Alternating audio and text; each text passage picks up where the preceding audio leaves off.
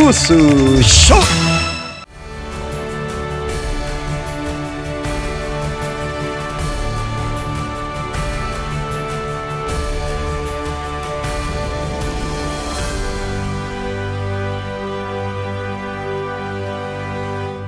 CFC 진실 시리즈, 이번 시간에는 중부노예에 관련한 총회 재판이 어떻게 진행됐는지 그 진실을 하나씩 밝혀보겠습니다.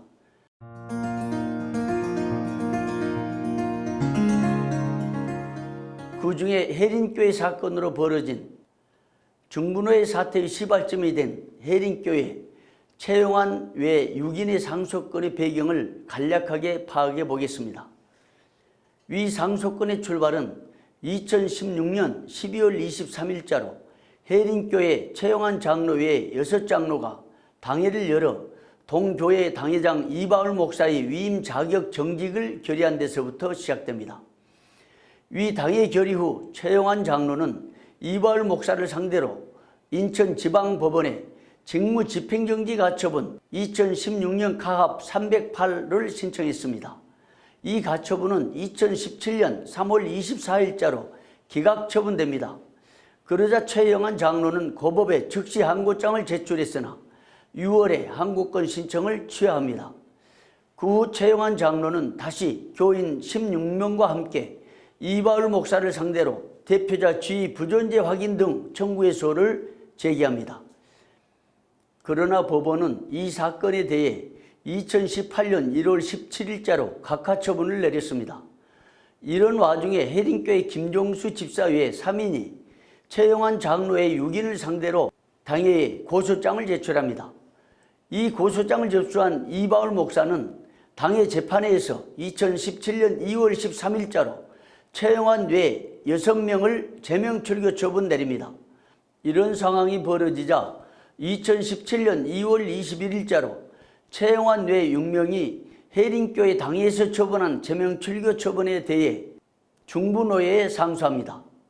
이 상소가 바로 오늘 분석해 보려고 하는 최영환 외 6인의 상소건의 시발점입니다. 중부노예는 3월 13일자로 소집된 제54회 정규회에서 위 상소건을 다룹니다. 중부노예 회의자료 22페이지 중부노예 결의사항 12번 헌의안을 보면 해린교회 제명출교에 대한 상소건 최영환 장로의 6명은 긴급동의안과 유사한 내용이므로 기각한다고 기록되어 있습니다. 이로써 최영환 외 6인의 상소건은 노예에서 기각되어 사건이 종결됩니다. 그런데 당시 노예석이 이태규 목사는 노예 폐해 후 3월 21일자로 최영환 외 6인이 제출한 상소장을 접수한 접수증명원을 발급합니다. 문제가 여기서부터 불거진 것이죠.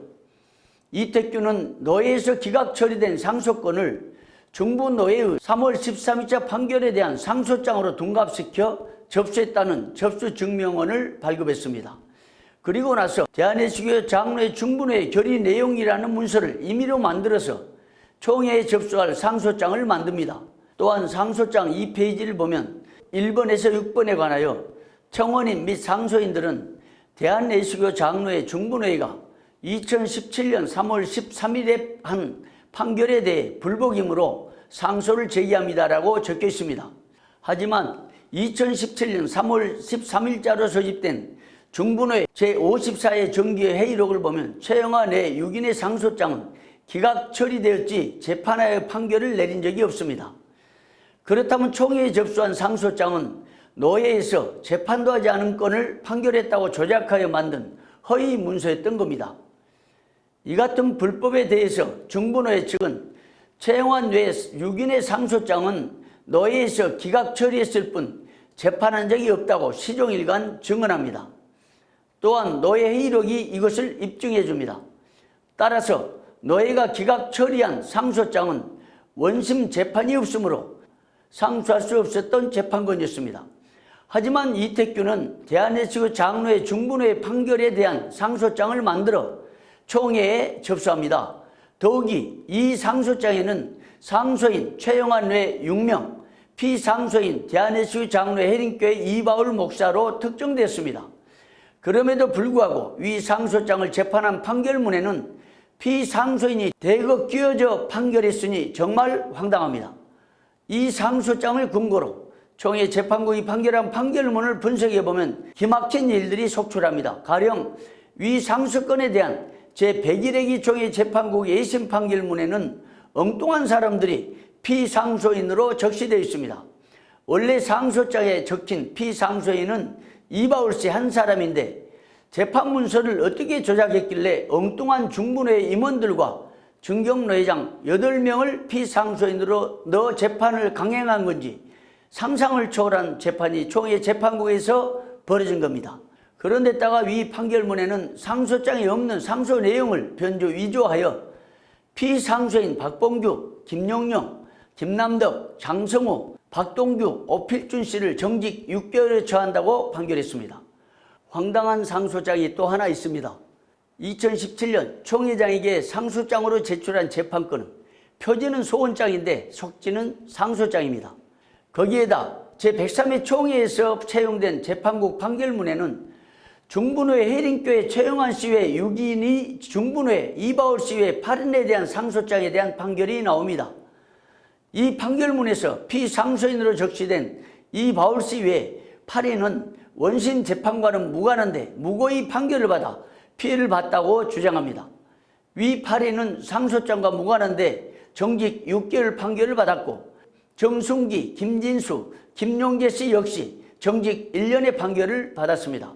심지어 김진수 씨는 피상소인 명단에도 없는데 끼워 넣어져 판결당하는 황당한 촉법적인 재판이 이루어졌습니다.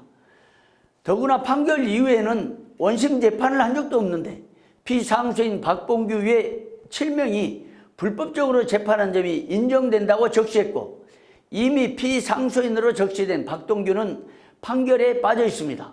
이것을 보면 피상소인, 판결 주문, 이유 등은 제멋대로 이름을 넣었다 뺐다 하면서 판결한 흔적이 역력합니다.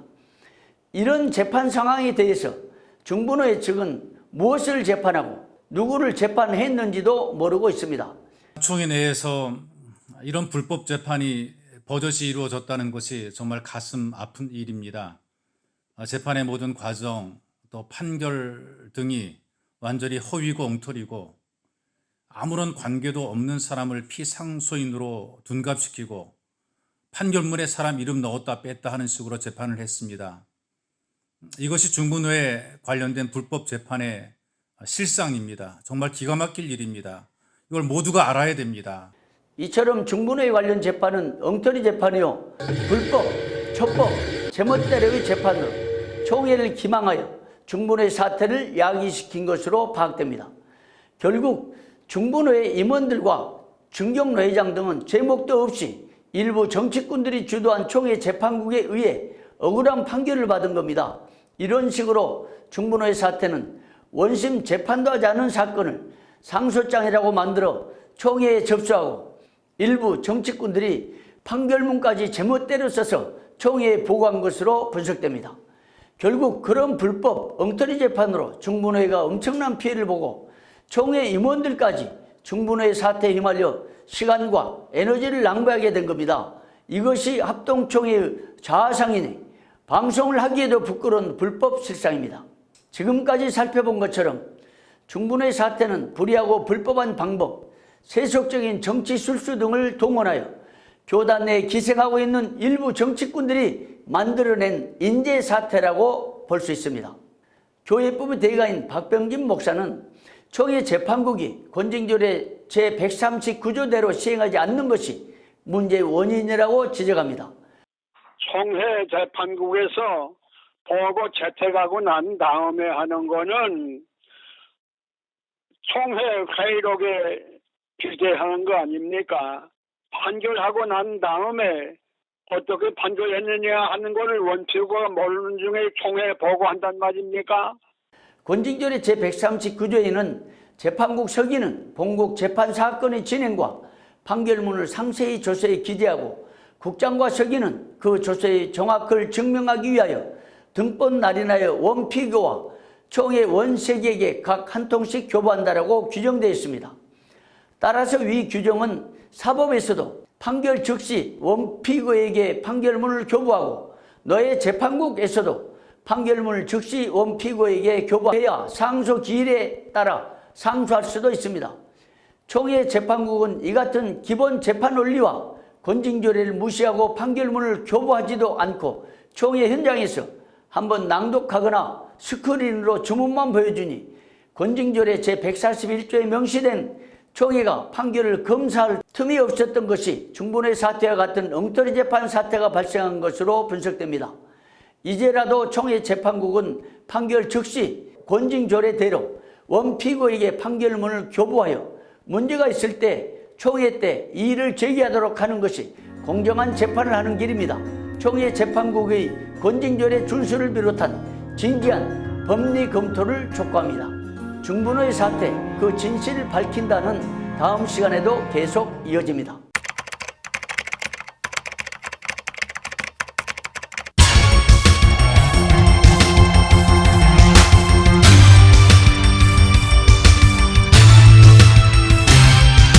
송성용의 뉴스쇼.